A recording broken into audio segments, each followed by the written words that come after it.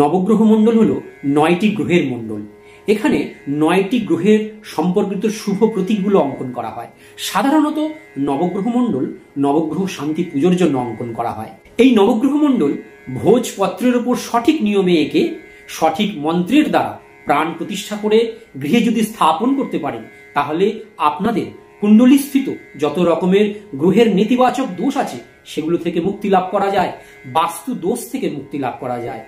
এছাড়াও পরিবারের সামগ্রিক ধন সম্পদ, সুস্বাস্থ্য ও সমৃদ্ধি নিয়ে আসতেও সাহায্য করে। আপনারা এই নবগ্রহ মণ্ডল তৈরি করার পরে অবশ্যই একটি উপায় করবেন। এই উপায়টি হলো, একটি সাদা কাগজের উপর আপনাদের যতগুলো ইচ্ছে আছে সেই ইচ্ছেগুলো লিখবেন। লিখে এই নবগ্রহ মণ্ডলের পেছন দিকে এইভাবে লাল মৌলি সুতো দিয়ে বেঁধে আপনাদের পূজা স্থানে রেখে দিন।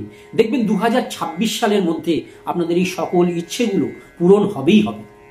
2026 সালে কর্মজীবনে বা ব্যবসায় দুর্দান্ত সফলতা পেতে, মানসিক শান্তি এবং পরিবারের সদস্যদের মধ্যে সুসম্পর্ক বজায় রাখতে অবশ্যই আপনারা এই নবগ্রহ তাবিজ ধারণ করবেন। এতে আপনারা দ্বিগুণ ভালো শুভ ফল পেতে পারেন।